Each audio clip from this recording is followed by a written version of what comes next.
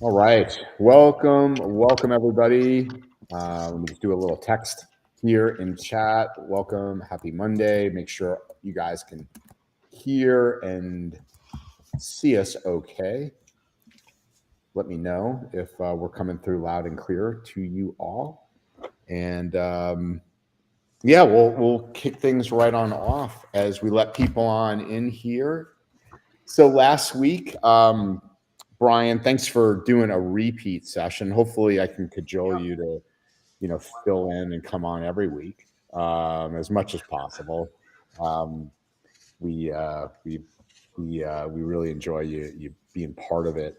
So we talked about risk, revenue, and responsibility last week. That quote unquote real job of the VC. So this week we're going to get a little bit more nuanced and take a look at what does that role actually take? What are the qualities, training, education, and all those components, and then about scale. Before we start to go into that, just as I've mentioned on the last few cyber calls, we're now doing this right afterwards. We're doing a post production and getting this over to a podcast. We've had hundreds and hundreds of listens, so like we've literally doubled quote unquote viewer and viewership. I was going to say that, but let me also put that in the URLs in. So I want to just quickly share who's here, and then we'll get right into it. So just in chat, this was last week's, and we'll have it. Again, you can see all of these on our site there, podcast.writeaboom.com. They're on all the major players, Apple, Spotify, whatever your flavor of listening is, it'll be out there. So as I said, we have Brian Blakely here back this week, Chief Risk Officer at Compliance Scorecard. Brian's owned a number of MSPs over the years, as he likes to say, InfoSec nerd. And I think that's one of the differences, Brian, is you entered this industry versus an IT practitioner, which also led you to scale and build a vCISO practice, which you also sold to DMI a few years back. So good for you for all the success. We also have Eric Sunt with us, heads up the vCISO team at Courtelligent, who's been with us a few times. And coming back again as well, Stephen Hicks, who does the same over at Ensight. So the nice part about today is, we've got people that are actually in the trenches doing this, doing it at scale, have teams, and somebody that has built, successfully exited, and then really does it on a day in and day out basis as well, I think, on a consulting side. So Steve, just so you know, you might want to mute. We can hear you tapping away there, and then you can bang away on those keyboards. So a little bit of banter for today. I'm sure you've heard, but if you haven't heard, Microsoft online, I'm sorry, I keep saying that, on-prem, SharePoint has been the target of a fairly large attack in the wild going on right now. Brian, starting off with you on this, is it just tech debt that Microsoft is completely focused on M365, where you could you see these things, from time to time we see these on-prem server exchange large scale compromises. I mean, obviously people are still running large scale enterprises. What are your thoughts on this? I guess take two sides. One, is it, like I said, just old tech debt that Microsoft isn't really keeping, up to speed as much as M365? It's not a priority. And then two, why are companies still keeping this on-prem? Yeah, I think those are the two fundamental questions, Andrew. When you look at this, we can't blame. I just can't see blaming Microsoft for this. They're a business, right, and they need to put resources where it matters. I think Microsoft zero-day alert on the on-prem SharePoint, I think it was 2016 and 2019, isn't really just a patch at moment. I think it's proof to kind of what you were just sharing, Andrew. It's proof that legacy infrastructure is a liability. Okay, if you think about it in terms of risk, it's a liability. And I get it. We all still have legacy stuff to deal with. But if you're still running old critical systems on premise, I would say you're not just behind, you're exposed. And it's time to really accelerate toward cloud. And I would even say zero trust principles, as the perimeter is our users' fingertips, right? So look at that and do those things to modernize or accept the breach risk. Yeah. Okay. Eric, you guys work with some larger customers. Are you still dealing with this at all? And not to be dismissive of you, Steve, you just characterize a lot of your customers as typically the, 25 to 250, your sweet spot. I'll ask you if there's any, but Eric, you guys have some bigger companies. Are you dealing with any of this legacy stuff? I don't think there's any on-prem SharePoint that I'm aware of. I'm not aware of everything. But yeah, I mean, there's been a lot of transition there, right? And of course, on-prem SharePoint was kind of garbage for a long time too in terms of usability. And I'm guessing that's probably still true. So, the move to hosted SharePoint makes it marginally better. Got it. So the one thing I will note, though, I think, and Brian, I don't know if you saw this also, when I was looking at the report on this vulnerability, one of the people was noting when they patched a couple vulnerabilities in the past, they didn't account for the way those could be chained, which led to part of this seemingly. And so I would lay at least that part on some of Microsoft's feed of when they're doing their vulnerability remediation, they need to account for vulnerability chaining as well. But and Eric, that could be a whole other podcast, I think, right? Is people ignoring medium and low vulnerabilities because they treat them in isolation instead of just knowing, hey, you can link these damn things together, where a medium and a low turns into, a significant business impact. People forget about the chaining aspect and just focus on critical highs. It's dangerous. Yeah, absolutely. Steve, any companies just fighting you still? The small ones, hey, we're not going to upgrade. We've been doing it this way forever. Sure. Yeah. Happens all the time. And I don't think we actually have any SharePoint 2016 out there, but I know of some 2019 out there. And for all of you watching, I know of some Exchange on-prem out there, gasp. And it is what it is, right? For many reasons, Andrew, you're right. Exchange 2019 is still supported, right? So SharePoint 2019, they're supported by Microsoft. We've obviously advised our clients, listen, you're fighting the current, right? If all the development money, all the security money, all the research money is going into a SaaS model, and you want an on-premises like single purchase type model, that's fine, and they'll still support it right now, but it's not their primary focus. So you're going to see stuff like this, and Microsoft even says they're developing a patch for 2016 SharePoint right now, not here's the patch, and that's indicative of this type of thing. Screen Connected the same thing a couple of weeks ago, right? Yeah. All the cloud stuff was fine, but the on-prem wasn't. Yeah, fair. All right, the other thing I'll just talk real briefly about. This is one that I just put in chat. All right, Brian, starting off with you. Let's take this from the CMMC perspective. So basically, a whistleblower came out and said, hey, Microsoft has these contracts, for lack of a better word, if you will, Brian, with people in China that are, these digital escorts, and that are, basically looking at literally US, the contractual stuff that Microsoft has with the US government. And, you sit there and look at, the rigor that folks in CMMC are going through right now at level 2 and higher, and, to be in GCC high, what they're spending. And then lo and behold, this comes out.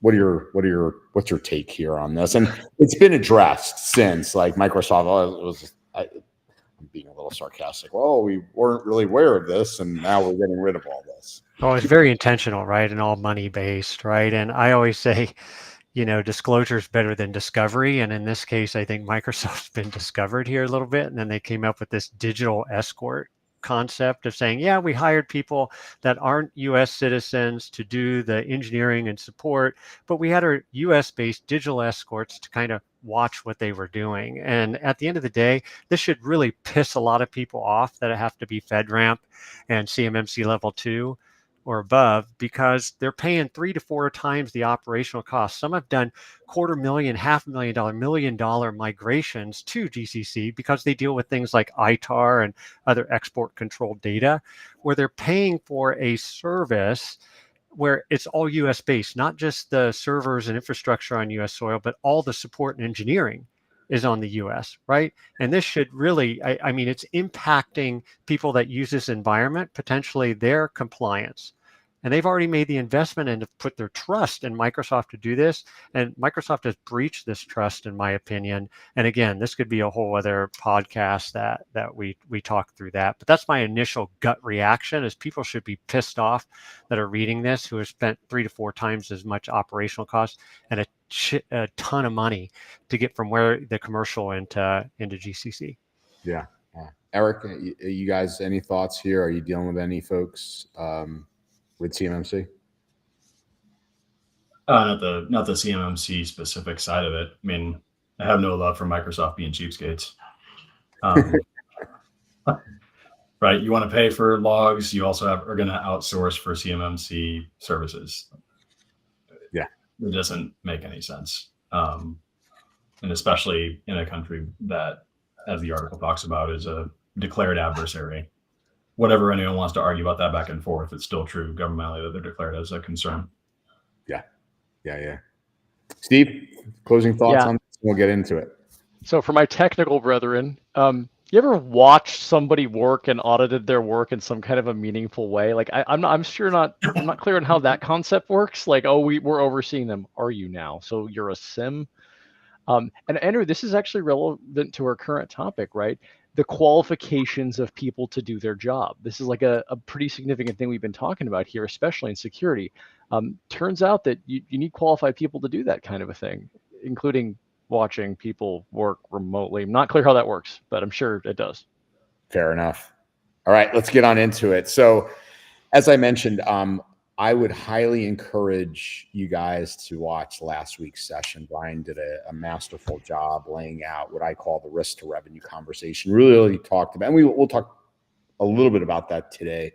But we really looked at the job of the vCISO, kind of at a more what I would say the macro level, Brian. And then, you and I were talking, and we're like, well, what about the micro of this? Like, what does it take to be a good vCISO?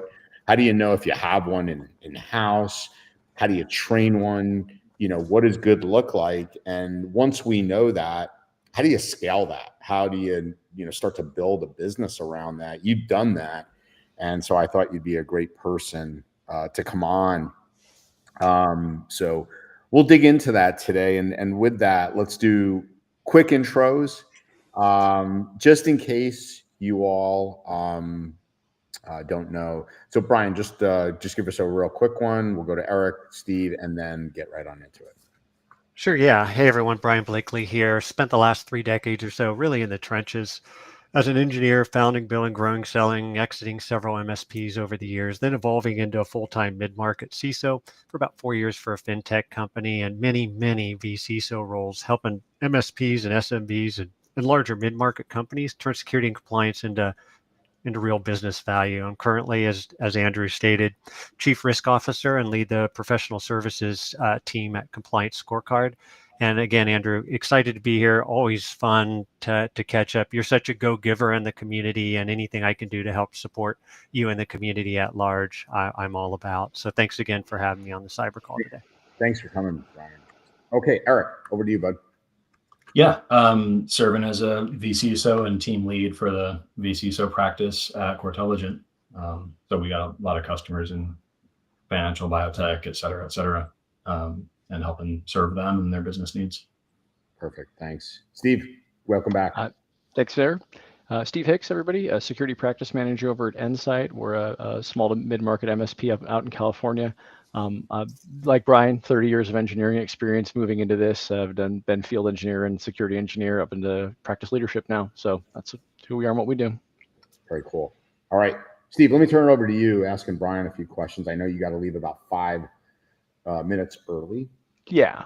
So I'll wave to everybody. I'll say goodbye, y'all. But Brian, let's talk. What is a vCISO today, and how has that changed in the last 5 years as the industry's evolved? Yeah, I think 5 years ago, most people, even if they even heard of the term vCISO, a lot hadn't, thought of it as a part-time like compliance nerd, compliance consultant, or technical resource who helped check boxes for different frameworks like HIPAA or SOC 2 or whatever. Very tactical, reactive, and framed around deliverables, not outcome. But I think that definition has really completely started to evolve, right? Today, a vCISO is a strategic business leader, or should be, and we're going to get into some of this. They're not a glorified technician, they're not a technical account manager, and not a policy pusher, but they're someone who aligns cybersecurity, data privacy, and compliance decisions with the business priorities. Andrew kind of set the stage earlier around this business focus risk management. And I think the CISO does it in a way that protects revenue, enables growth, and shrinks risk with the least amount of friction possible. And so the modern vCISO doesn't start with a risk register, right? They start with a business plan. They ask, how does this company make money? What are the profitable revenue streams? That kind of stuff. What contracts and customer expectations are driving compliance needs? What's our sales strategy, and how do we reduce friction with customers, partners, and insurers? And I've kind of seen firsthand in this evolution that the vCISO roles is really, when done right, it's a competitive advantage, right? Whether you're an MSP supporting SMBs or mid-market company fielding security questionnaires every week, right? The vCISO is no longer optional. It's become more strategic. So the role has evolved from this security, I'd say, taskmaster to more of an executive level translator. And I think the ones that get that, who understand that shift, are going to be the ones that survive. So what I'm hearing is it's gone a little bit from a technical role, an account managerial role, to a business professional, someone who's going to actually be able to discuss the role of the business, where the money comes from, where the risks are, and do that in a way that sustains an advantage for the organization above competitors. Something like that? Yeah, 100%. Yeah, it's all about relating these technical risks and vulnerabilities into the impact to the business in a way that the business can understand and react to that. Okay. So in that same vein, since we're trying to shift the mentality from a technical to a business professional, what separates a good vCISO from a great one? And is there any traits or mindsets that you can imagine like are beneficial to this, or can anyone be trained to be a great vCISO? Yeah, great question. And you might not like, some folks out there in the MSP space might not like some of this that I'm going to share. Answers are part of it. A mediocre vCISO delivers reports, right? And dashboards, that kind of thing. A great vCISO makes decisions. Okay. They don't just identify risks. They help the business understand them, prioritize them, get resources around them, and act. Right. They know their job just isn't to consult and advise, it's to lead. Okay. And that means showing up with things like clarity and strategy and confidence when it matters most. The other part that you just asked, this is unpopular. Can anyone be trained to become a strong, a really great vCISO? Honestly, not everyone. Okay. You can teach frameworks, you can teach certifications and controls, but what separates the great ones is a mindset. They think like an operator, not a technician. Right? They focus on protecting revenue, not just patching vulnerabilities. They seek to understand, this is important, they listen, they actively listen, and seek to understand how the business makes money, how contracts create obligations for their clients, and how to align security with forward momentum and not lead with fear, uncertainty, and doubt, FUD, right? So great vCISOs also, Steve, they communicate like executives, right? They can speak to the CFO, they can speak to the board, the leadership teams, as well as kind of that frontline IT team with that same calm strategic presence. Okay. And they know that every dollar spent on security and compliance should solve a business problem, not just fulfill a requirement or check a box. So yes, some of this can be trained, but the real leap, in my opinion, is when security pros stop talking about tools and tasks and start really owning the mission, right? Protect the business, reduce friction, and build trust at the speed and velocity of business. So I'm hearing that there are some educational training, certification type things that are helpful for like the optics of coming in with some kind of power behind your back, but also there's some natural ability in there to be able to speak to executives and be able to say, hey, listen, here are the risks you're taking. Are you aligning your risk appetite and your risk profile, which may not be something that everyone can have. Andrew? Yeah, I was going to say, Brian, you started off answering that question with something I really piqued my interest. You said vCISOs make decisions. And I'm paraphrasing, right? Something to that degree. And it's, I've beaten this to death about what's holding up sales, right? And it's indecision. One of the reasons is because we're not doing a good job, number one, simplifying, right, what the issue is, and providing quantifiable, really good, actionable steps to a problem, and that are simple to understand. Is that part of it? Do you know why that, like you say, it's not everybody can do that. Not everybody can see the vision of the business, make a recommendation. This is what we need to do, how we need to do it, why we need to do it, how it aligns to the CFO and leadership and contracts. It's a multifaceted thing, but coming in with that recommendation and the why is why you get movement. I would argue that why people spend money with you more so than not. Yeah, because I think what it requires is not just experience, but exposure, right? You have to be in those situations because what they're paying for is leadership and decisions that use your judgment and wisdom. Okay. And judgment and wisdom doesn't chug out of an AI thing, and it doesn't come out of a shiny new platform or tool, right? That just comes from exposure to a lot of different things, and I'll say exposure to how leadership communicates. And when you talk about clarity, Andrew, it's putting it in a way that they can understand and react to. Technical people, us as engineers, we love to come in with the how, and we bomb it all over them with too many options and too many crazy stuff that they can't make decisions on. You literally come in and you make it as clear as, this is the blue pill, this is what you get, and this is the red pill, and this is what we get. Two options, and make it very clear when you articulate that in a way that demonstrates that, hey, here's how long it's going to, here's the problem, the business impact, here's how long it's going to take to fix it, and how much it's going to cost, and by the way, here's the cost if we don't do anything. Right. And so that's really just kind of communicating in a way that they can react and resonate to, instead of talking about a bazillion CVEs and vulnerabilities like we tend to do. I like that. I think when we speak to clients and do like risk assessments and analysis, it's easy to say, well, you need to turn on your DKIM and you need to configure conditional access, and that's not a thing that resonates with executives, right? You need to say, hey, here's option one and the cost to fulfill and the cost to not fulfill, and option two and the cost to fulfill and the cost to not fulfill. Those are if we don't do this, then it's going to impact invoicing, and you're not going to get your invoices out, which is going to direct impact cash flow. Right. I didn't say anything about the technical vulnerabilities or any of that, right? So that's what kind of gets their attention and makes them lean in. So why does DKIM matter? DKIM doesn't matter just because DKIM's off. DKIM matters for the sake of email delivery, effective communications, reputation, etc. That's good. It's important to point out. So, Brian, you've made a couple of comments, and I think I agree with you about there is a certain level of technicality that is required to back up your recommendations, and a certain level of soft skills that are required. Given that we can't speak to soft skills on this call as well, everybody be charismatic and do good. Like that's kind of a hard directive. Are there any core training frameworks, et cetera, certifications you think are critical?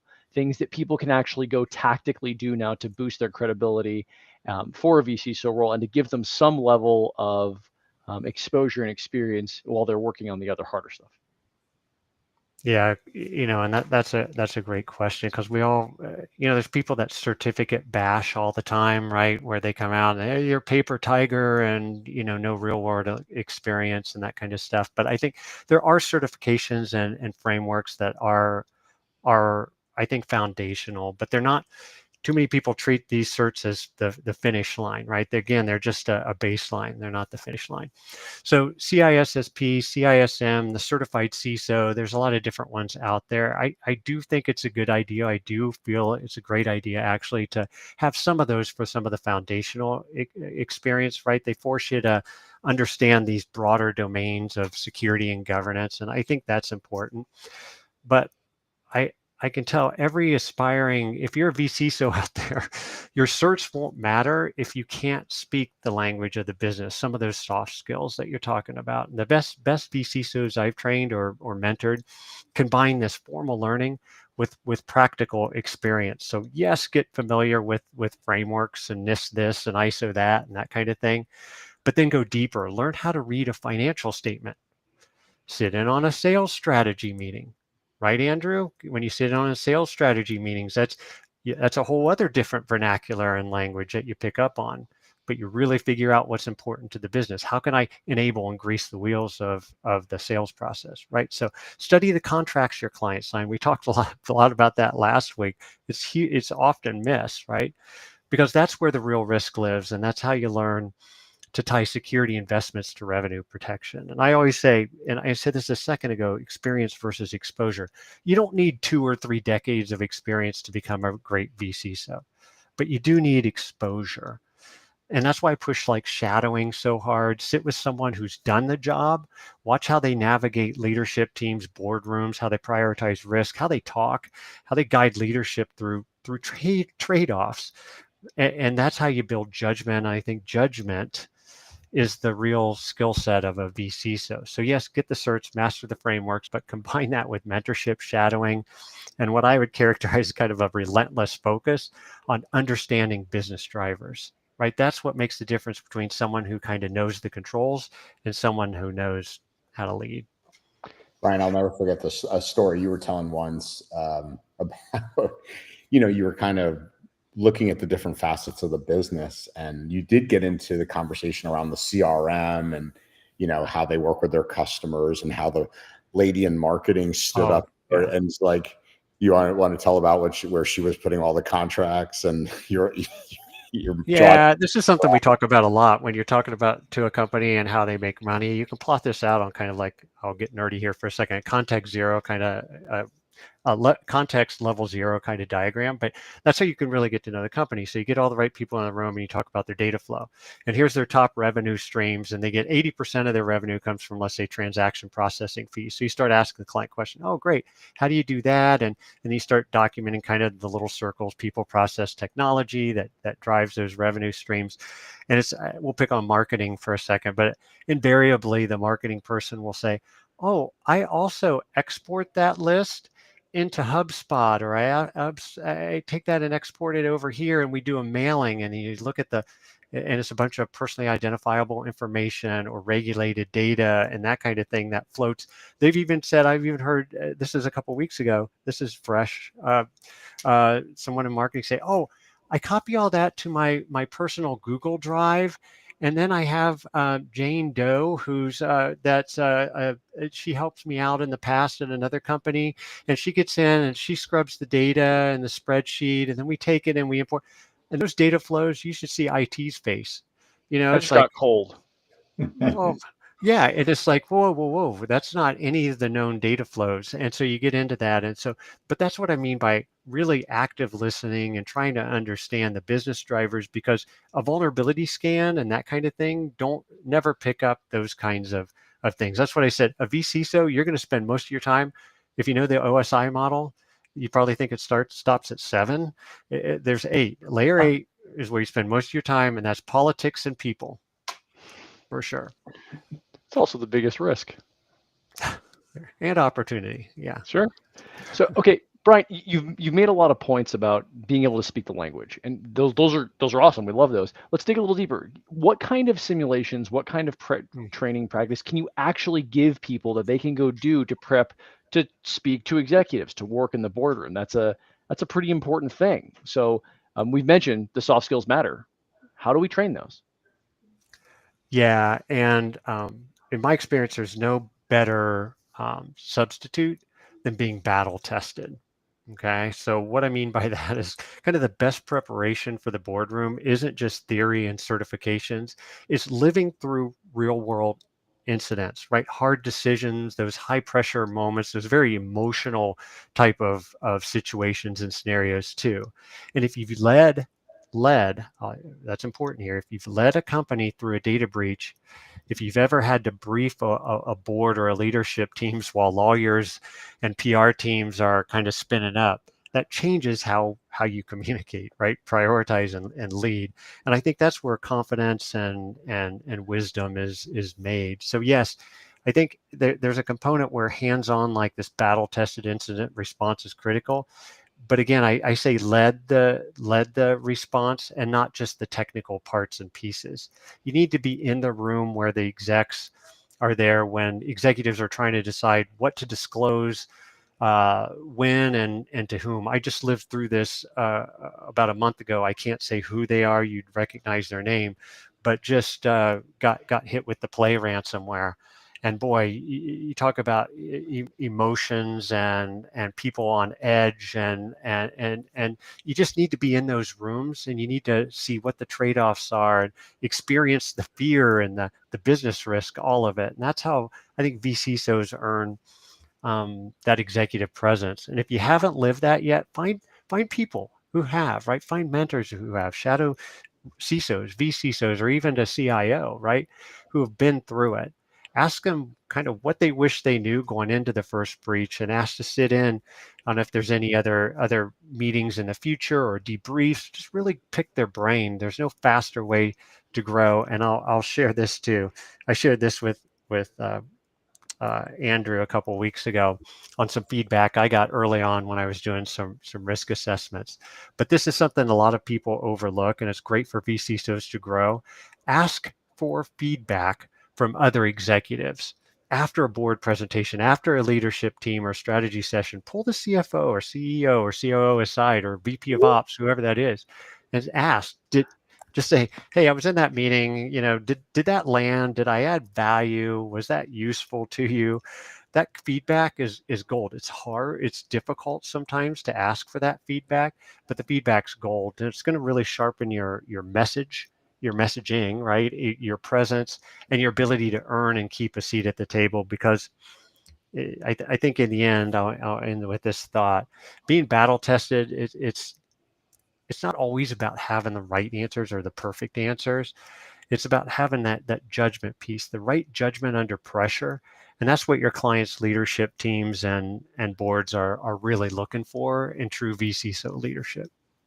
Appreciate that. That's a lot. A lot of that's really great information, especially the feedback portion. It is very challenging sometimes to speak the different language, and it can be. You're right. It's a definer between good and great, whether you can communicate with your actual. You want the audience. feedback loop, and so, but it takes courage, man, because some of them and the way they communicate, especially board members or audit committees and others, you've got to be ready to be a sponge and take it all constructively as possible. Don't take it personally, right? You either win or you learn, and learning how to sharpen your message and add clarity only allows you to grow and get better. I mentioned a scenario a few weeks ago, or I mean, several years ago actually, that I got feedback from the CEO who said, Brian, that was a lot of information. Anytime you hear that from an executive, you've given us a lot to think about. That's not a good sign, right? Because you've overwhelmed them. But get that feedback and then incorporate it in what you do and how you do it. That's awesome. I'm going to pass the mic over to Eric. He's got some more questions. So thank you, Brian. Yeah, I was also thinking a couple of things here, Brian, that I was curious. I'll just note these comments and see if you have thoughts on them. But like the CISSP test, for example, one of the big things you'll find all over the place on YouTube related to that test is how to think like a manager for the CISP, which I think is really noteworthy to your point a minute ago about it's a different sort of mindset to speak to business leaders with IT context than it is technical. So there's that as like a potential training thing. Like if you don't get that side of your CISP training yet, if you're doing it, double down on that hard potentially. The other thought I had here is especially business size makes a big difference for some of this too. like some of the smaller businesses in the small business scope. All these things that Brian, that you're talking about are sometimes leading the business to a place of maturity they're not at yet in some of the Great point. considerations. And so that could be something. And then the other thing, which then leads into a question, so I'm not going to ask the question yet, but there are nuances in reporting between different customers, which I'm guessing you've probably seen too, where like one business sees red, yellow, green, they're like, okay, cool, whatever. The next business sees the red and goes, whoa, what is that? And like immediately wants action taken on to figure it out, or wants to change the way the reporting is presented. But any thoughts on those comments? Yeah, I think what you're talking about a little bit is into kind of, you can't cookie cutter or over template your vCISO program, right? And my approach to vCISO delivery is really what you're talking about, because clients are at in different industries, they have different requirements, they're at different maturity levels, they're different sizes. So my approach to vCISO delivery is, I think, has always been intentionally flexible. That's the type of programs you want to be, where you want to be, right? Because every client is in a different place, and trying to force that one size fits all model, I think, is going to be the fastest way to kill trust. I think Net brought it up last week. It was a great point. And the job is to meet them where they are at, right? Not drag them into where you think they should be. And I think of the vCISO role as kind of part strategist, part translator, and part chameleon, which Eric, I think, speaks to some of what you're talking about, and kind of that chameleon attitude.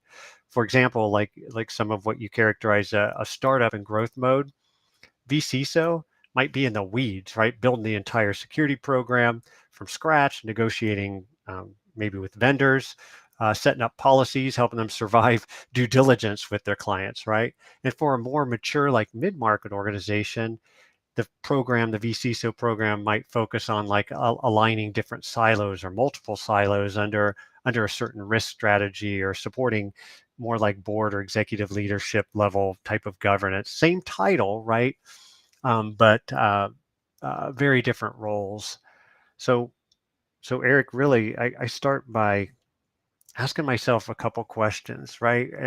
I know I beat this one to death, but talk to them about their revenue streams, their profitable revenue streams, how they make money, and what could stop them from making it, right? That tells us where to focus. If we're going to be a chameleon or have this accordion of opportunities or abilities, how do we want to flex, and where do we want to focus, whether it's compliance or resilience or prioritizing different risk, and then build an engagement around those drivers. So if the business needs like lightweight, high impact support, you stay lean. If they're preparing for some big compliance push or a sale or M&A, you go deeper. So really want to deliver, and I think you brought this up too, Eric, tailor my delivery language, right? Some clients are very technical, right? And they can understand what red means, that kind of thing.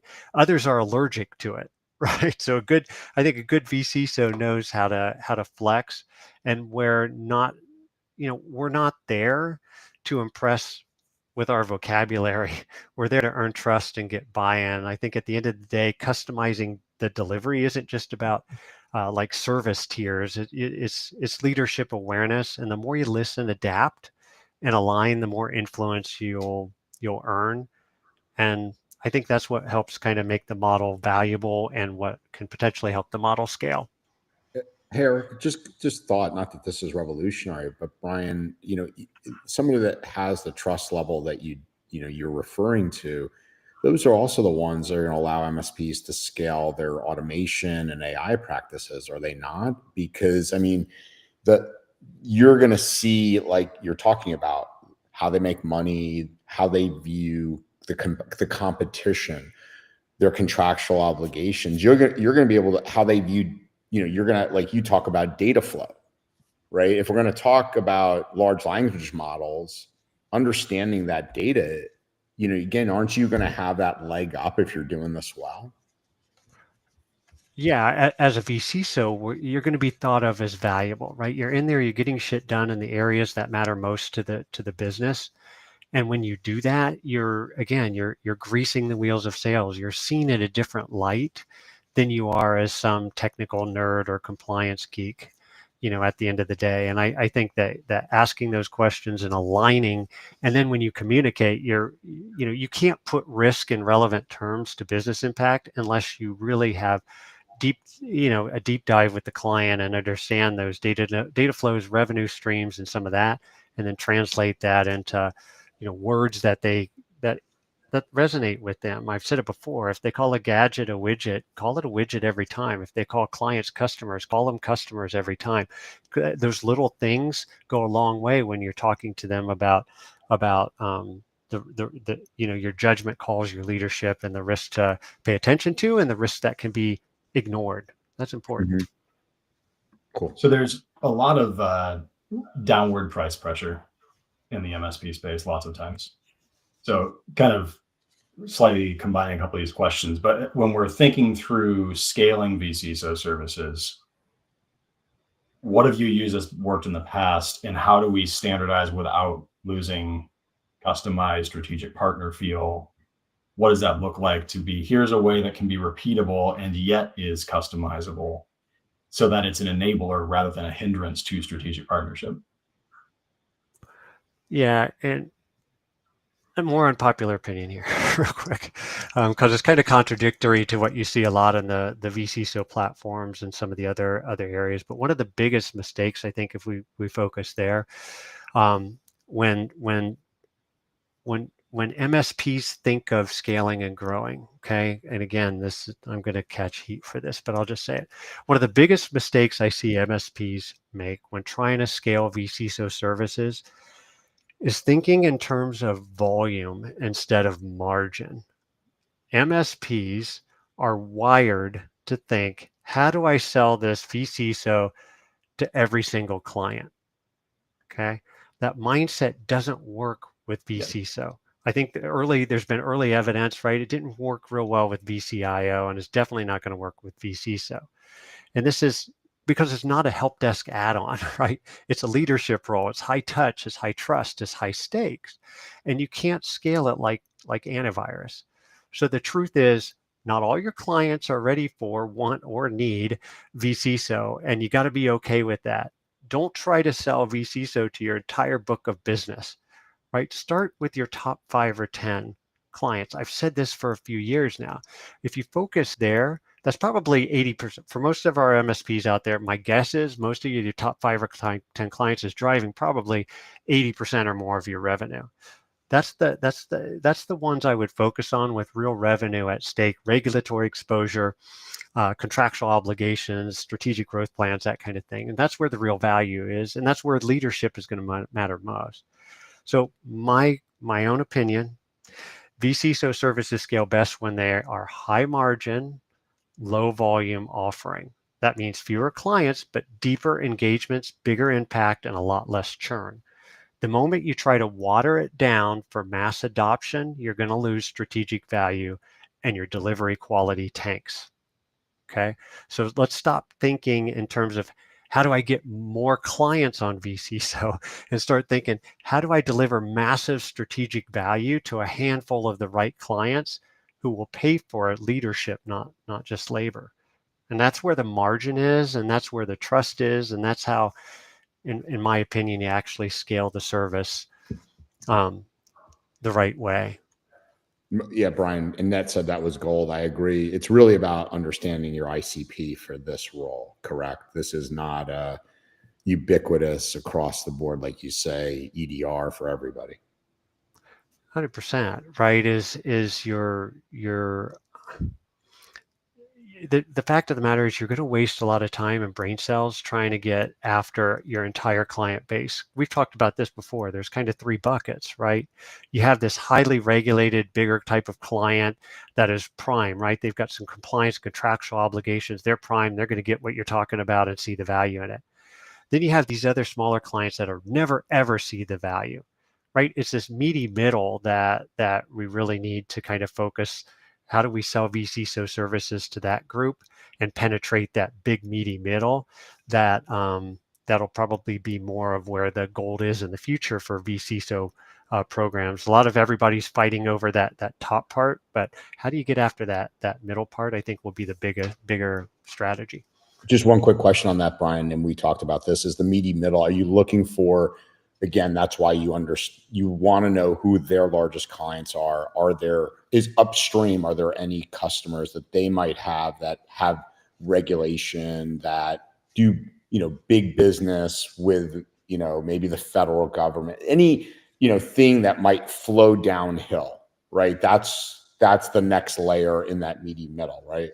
Yeah, compliance, like shit rolls downhill, and these flow down things you're talking about are even our SMB clients sell into larger enterprise, and we're even seeing CMMC flow down. That's causing, these larger manufacturers. They're definitely in the meaty middle. They're like, oh yeah, I did sign DFARS several years ago, and I am subject to False Claims Act, and I will lose my DoD business and that kind of or prime contractor related business or DIB business if I don't do these things. So that, Andrew, comes in contractual flow down obligations where they might not be in a regulated industry, but they've signed on the dotted line that they have a whole bunch of stuff in place that they don't. And that's where a vCISO can really be of value. And is high value stuff you can do for your client. Review those client contracts and remind them of the promises they've made to their customers and how what you do protects the revenue associated with those contracts. And briefly mentioned earlier, Brian, trying to avoid FUD. To the point of Jack's question in the chat just a second ago, CMMC space, how do you explain the requirements, helping the customer get the risks and the reward, how much is enough and what's too much? Like, how do we explain risks without it being FUD? I think also ties into this question of how do we standardize and customize at the same time. Yeah, you want to make it objective, right? And I think when you communicating, we'll pick CMMC as the example, is you don't say, if you don't do this, you're going to miss out on millions of dollars of contract and blah, blah, blah. Business owners need to make business decisions, right? Especially CMMC, you're talking about manufacturers, sometimes second, third generation owned manufacturers. They're very set in their ways. So what you do is you start off with something a little bit more bite size instead of going into saying, oh yeah, this could be millions of dollars and all this kind of stuff, fear, uncertainty, and doubt, is you go in and say, hey, I want to help you make a business decision. I want to help you not have to spend $1 more than you have to on security and compliance. And with CMMC, the biggest thing I can help you with is an input to a business decision you have to make. What I can tell you is with like a scope assessment, gap assessment, and roadmap engagement, smaller bite-sized engagement, I can tell you exactly how long it's going to take, right? Can we do an enclave strategy? Can we shrink your environment? No, let's do a scope assessment, gap assessment, and roadmap. So strategically, you have a way to solve a problem. You're going to know the different takes a village to get across the finish line here of CMMC, right? You have the auditor, you have the stuff, their time. They always want to know how much time they're going to have in it. You might have a readiness expert, and then the C3 PAL cost, right? And you control all that, but that gives them an input to make a business decision. It's objective, it's relatable. Now they can say, okay, I get it. I have 25 million in government contracts, Brian, and you're saying it's going to cost me 500,000 this year, 250,000 next year, and 200,000 next year. Now I can make a business decision, right? It's objective. It takes all the FUD out of it, and it's a way that they can really grasp and understand ROI. If I put $1 into this, do I get $5 out or $10 out? That's kind of the language of the business, and then also helps them kind of relate this scary compliance stuff back to, I need to make a business decision. Awesome, thanks. I'm going to kick back over to Steve for Matt. All right, cool. So Brian, since I'm going to say most of the people on this call are MSPs, I got a couple of questions on how to interface like security vCISO practices like with the MSP. I think the first one I get is, what do we need to do internal to our MSPs to maintain alignment with the MSSP or the vCISO practice? What kinds of cadence calls or cross-functional meetings do you find useful to make sure the technical team and the security team are aligned, both from a individual client perspective and an entire service delivery perspective? This right here is why I think MSPs have an advantage doing vCISO services over maybe a pure consulting and advisory firm, okay? The one big advantage, but it's often, I think, overlooked, it's that internal alignment that you mentioned, Steve, a vCISO does not succeed in a silo or as an island, right? They need support and insight, communication from across the entire MSP to be effective. And this is where a lot of MSPs are not getting this right. So if your internal teams aren't talking, here's a big problem. Your vCISOs end up flying blind or spending time, and this is what's the big complaint around MSPs and running a vCISO service. The vCISO ends up being a technical account manager with a little bit of a security slant, right? They're flying blind and spending time fixing like internal misfires instead of advising the client. So that cross-functional communication, alignment with the service desk or the NOC or the SOC, the vCISO needs that visibility into the recurring issues, the noisier alerts, patch failures, because those things affect security posture and credibility. So I recommend like an every 2-week kind of bi-weekly sync with service leadership for the vCISO to kind of stay grounded in what are the operational realities impacting my client. Second, real quick, is alignment. Alignment with like account management or the client success teams or whatever you call them. These folks hear what the client isn't saying maybe directly to the vCISO or vCIO if you have those. So they catch the tone and the frustrations and those unspoken risk concerns. So monthly crosstalk between the vCISO and account management team, whatever you call that, is key for the emotional and strategic type of intelligence. And third, alignment with the technical team or the vCIO function, right? The vCISO might define the why and what, but it's often the vCIO or the solutions team that owns the how. Right? If those two roles aren't in sync, and I see this a lot, when the two roles aren't in sync, clients get mixed messages or see big delays in like the execution, and that erodes trust quickly, right? So yes, meeting cadence matters, but not just to fill calendars. I see this a lot with people too. They'll just fill up the calendar with a bunch of things that make it appear productive and busy, but it's about creating, I think, intentional kind of rhythms that let your vCISO stays informed, right? Collaborates without as much friction, and you lead with confidence. And really, you want those cross-functional insight really flowing to the vCISO, so they're not just the security voice, but you can use the vCISO to really amplify the things that your MSP is already doing well and doing right, reinforce the value of the MSP and MSSP services. That's fantastic. Thanks. Eric, I'm going to turn it back to you because I have to take off for a little bit of a plane ride. But everybody, thank you all very much. Thanks for joining. See you all later. Awesome. So, Brian, in those meetings and conversation flows, how have you approached any kind of resistance from key contacts at the customer side? How have you presented things like risk registers or data flow diagrams or things in a business context? Maybe as a couple examples. Yeah, a couple things on the resistance. When you're a vCISO or even a CISO, for that matter, in my experience, you're rarely right. You don't really have this ton of authority over the whole organization. People always think the almighty CISO comes down and people just bow the knee, and that's just not the case. You're still expected to lead. So the key is really learning, trying to learn to lead with influence, not authority, right? And influence comes from one thing. This is contrary to what your popular belief, right? But it comes from one thing: be valuable. So when I face resistance from internal IT folks, and even other consultants, I don't try to posture or pull rank. I show up, I listen, I help, I get stuff done, and you build trust really by solving problems, not by swinging frameworks around. I also remind myself and the team that managing risk is, and this is something people forget too, it's a negotiation. It's not my way or the highway, right? If IT pushes back, don't escalate, collaborate. What would make this, things like what would make this workable for you, or what trade-offs are we dealing with here? And a good vCISO, I think, knows how that every control recommendation needs to survive certain things like reality, budgets, bandwidth, legacy, politics, which we've talked a little bit about.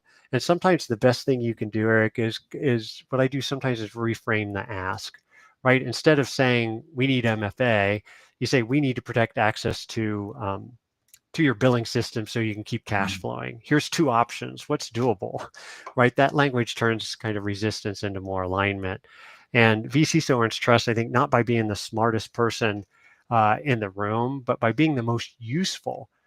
Show up as a partner, not a critic, and lead with empathy and back it with the clarity that we've talked about. And hopefully you can turn friction into forward motion. The other thing I'm just going to say real quick, I know we're short on time, is you mentioned risk register and data flow diagram. This is a big mistake I see more technical vCISOs do. They come in armed with this armful of maybe it's virtually armed or whatever, but they've got all this stuff at their fingertips with, risk assessments and vulnerability scans and cool dashboards and all that. So my rule is I never bring a risk register or data flow diagram into a CEO's office without first translating it into business risk they actually care about. The CEO does not want to see and doesn't have time for and won't even understand 10 rows of CVs or even, like we talked about, color-coded data maps, right? Most. They just don't have capacity for that. So what they want to know is what's at risk? How bad could it be? What's the plan? And how much will it cost to fix it versus doing nothing? Small companies, oftentimes your budget is competing with them. I ran into this a few years back. Sometimes your budget or your ask for resources is competing with them like buying a boat. Literally, they're looking at, I could spend money over here on what Brian's telling me about. Or, gosh, I'm going to buy that boat this year. Literally, for smaller companies. Sometimes that's what you're competing against. So try to frame the roadmap around, again, those critical business functions and revenue streams. I say, hey, Joe, this system supports your receivables process. If it goes down, invoices stop, right? Here's the risk, here's the impact, here's the cost to fix it, here's the cost if we don't, right? That usually will land every time. And it's not security speak, it's business language. And boil the roadmap into simple 3 buckets. Take your big, gigantic 800-page roadmap and boil it down to these 3 buckets. Must do now, should do soon, and plan for later. Tie each one to risk that the CEO understands, things like revenue interruption and regulatory exposure, reputational damage, or contractual loss, to name a few. Then provide options. I don't just say patch it all. Say, here's 2 ways to solve this. One's faster and one's cheaper. I mean, literally boil it down that easy. Here's one that's faster. Here's one that's cheaper. Both reduce risk. Let's choose one based on the business goals and objectives.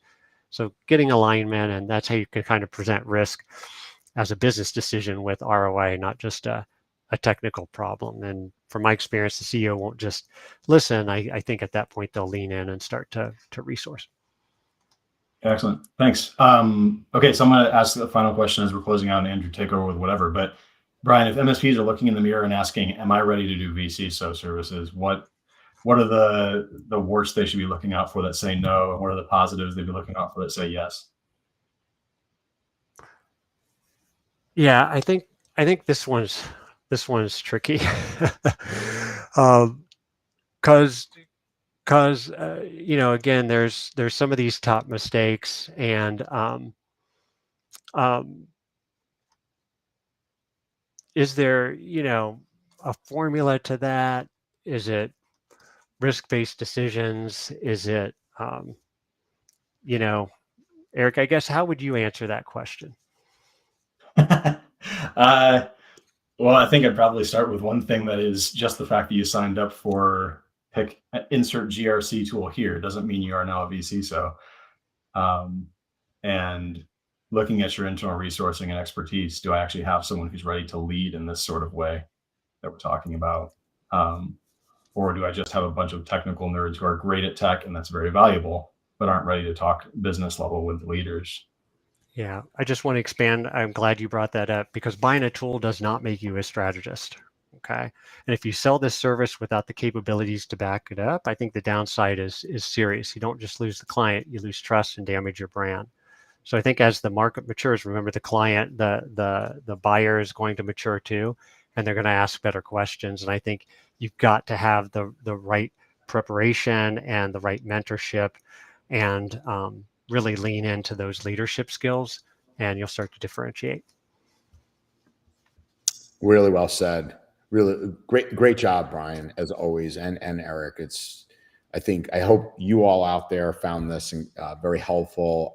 As I said, this was a kind of a part 2 to leaning in and looking at, specific qualifications that we need in this role. And I think, like I said, Brian and Eric, I'm bullish on this. I think MSPs that are leaning in, learning this role, getting good at it, have a leg up in many different areas that, we've talked about. As I said, Gary Pica has mentioned automation, AI, these areas you have a strategic advantage over. So,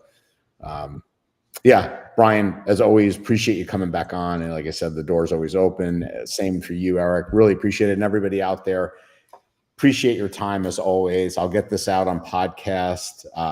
Hope you share it with your friends and peers, and be safe. And we'll look forward to seeing you next Monday. Take care. Cool. Yeah. Thanks all. Thanks.